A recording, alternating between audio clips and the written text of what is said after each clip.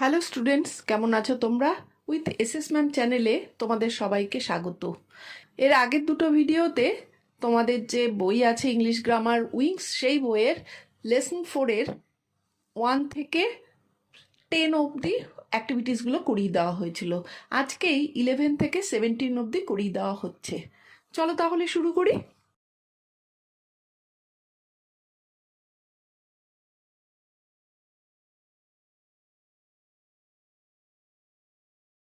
Self check, নিজে check করো।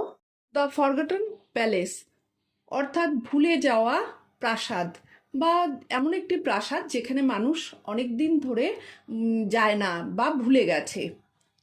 Read the passage carefully and answer the following questions.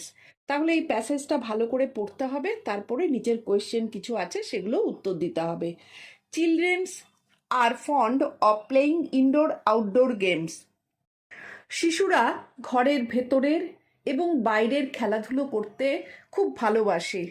They never like to be confined within the boundaries. তারা কখনোই সীমাবদ্ধতার মধ্যে বন্দি থাকতে পছন্দ করে না। One afternoon after school some classmates met in a playground with their cricket bats, ball, wickets etcetera. একদিন বিকেলে স্কুল ছুটির পর কিছু সহপাঠী তাদের ক্রিকেট ব্যাট, বল, উইকেট ইত্যাদি নিয়ে একটি মাঠে জড়ো হয়েছিল। দে স্টার্টেড প্লেয়িং ক্রিকেট, তারা ক্রিকেট খেলা শুরু করলো। এ বয় হিট দ্য বল পাওয়ারফুলি, একটি ছেলে খুব জোরে বলটি মারল। The ball dropped into the jungle, বলটি একটি জঙ্গলের মধ্যে পড়ে গেল। দ্য প্লেয়ার ওয়ার পাজলড, খেলোয়াড়রা কি হলো? পাজলড হয়ে পড়লো, মানে বিভ্রান্ত হয়ে পড়লো।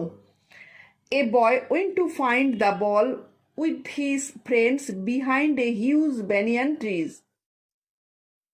একটি ছেলে ও তার বন্ধুদের নিয়ে একটি বড় বটগাছের পিছনে বলটি খুঁজতে গেল। Unfortunately they did not get it, দুর্ভাগ্যবশত তারা বলটি খুঁজে পেল না।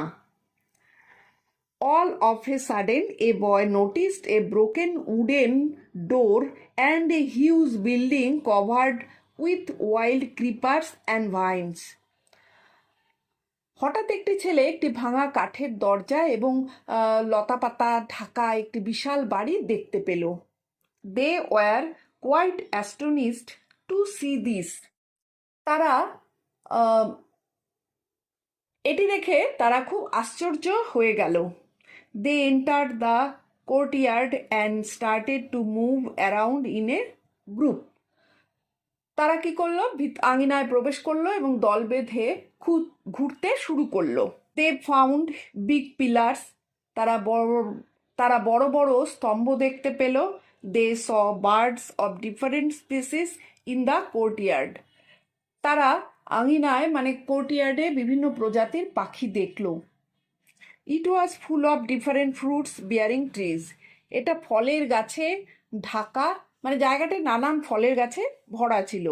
দে spend their 30 minutes and got ready to return homeward, তারা সেখানে প্রায় 30 মিনিট কাটালো এবং বাড়ি ফিরে যাওয়ার জন্য প্রস্তুত হলো।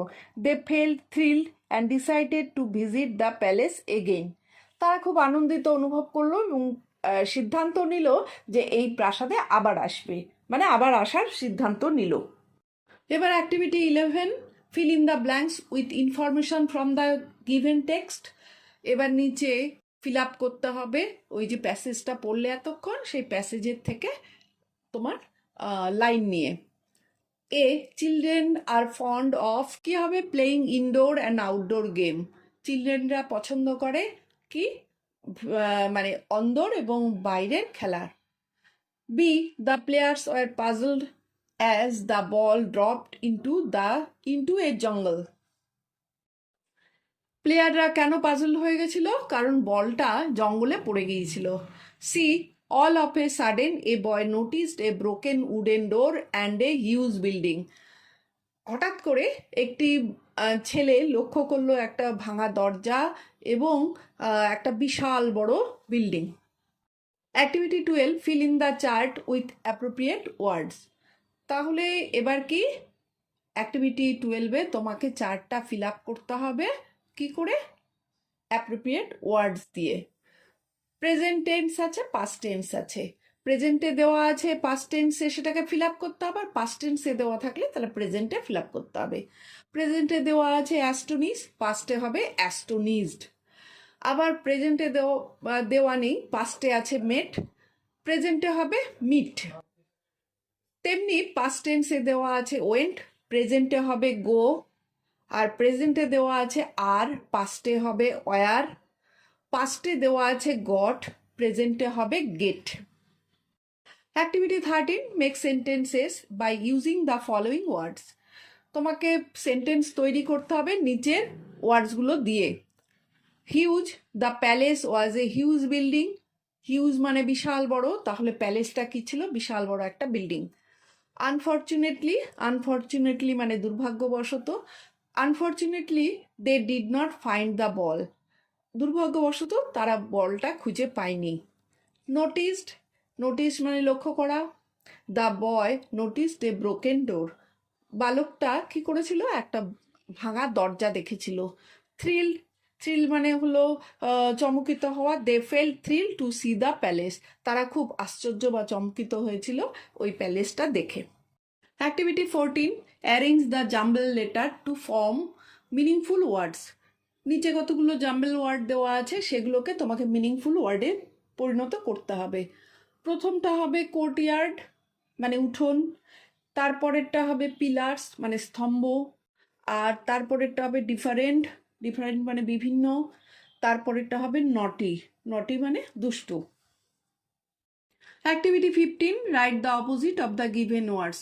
অ্যাক্টিভিটি 15-এ তোমাকে কিছু ওয়ার্ড দেওয়া আছে, সেগুলোর কি হবে, অপোজিটটা লিখতে হবে। ভ্যালুয়েবল, ভ্যালুয়েবল মানে মূল্যবান, ওয়ার্ডলেস মানে মূল্যহীন। অ্যানসিয়েন্ট মানে পুরনো, মডার্ন মানে নতুন। ইমাজিনারি মানে হলো কল্পনা, তার রিয়েল মানে বাস্তব। এন্টায়ার মানে পুরো, পার্শিয়াল মানে অল্পটুকু। থ্রিলিং মানে রোমাঞ্চকর, ডাল মানে নিস্তেজ। ডিসাইডেড মানে সিদ্ধান্ত নিয়েছিল। আনডিসাইডেড, ডিসাইডেড মানে আনডিসাইডেড মানে মানে কোনো সিদ্ধান্ত নেওয়া হয়নি যেখানে। আনফর্চুনেটলি মানে হলো দুর্ভাগ্যবশত, ফর্চুনেটলি মানে ভাগ্যবশত। হেভি মানে ভারী, লাইট মানে হালকা। অ্যাক্টিভিটি 16, অ্যাক্টিভিটি 16-এ কি আছে, fill in the blanks with appropriate preposition. নিচে যে সেন্টেন্সটা আছে সেখানে ফাঁকা জায়গায় তোমাকে প্রিপোজিশন দিয়ে ফিল আপ করতে হবে।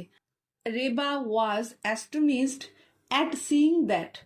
এখানে অ্যাট হচ্ছে রেবা আশ্চর্য হয়েছিল সেটা দেখে, এটা দেখে।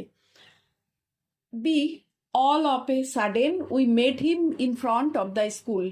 অল অফ হচ্ছে প্রথমটা, হঠাৎ করে আমরা কি মিট করেছিলাম কোথায়, স্কুলের সামনে, তার সাথে।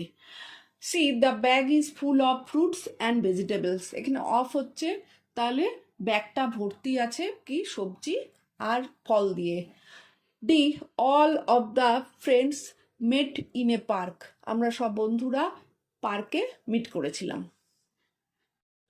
Activity 17, write 5 or 6 sentences on how you celebrated the Kazi Nazrul Jayanti in your school. Activity 17-এ তোমাকে যেটা করতে হবে সেটা হলো 5টা বা 6টা সেন্টেন্সে লিখতে হবে তোমার স্কুলে তুমি কেমন করে কাজী নজরুল জয়ন্তী পালন করেছিলে। হিন্ট দেওয়া আছে, হিন্টসগুলো কি কি, ডেট অফ সেলিব্রেশন, কবে সেলিব্রেশনটা হয়েছিল, প্লেস জায়গাটা কোথায়, অ্যাক্টিভিটিসগুলো কি কি ছিল, যেমন মাল্যদান, the photograph, singing Nazrul Geeti, speeches on the poet etcetera. We celebrated Kazi Nazrul Jayanti in our school on 25th May।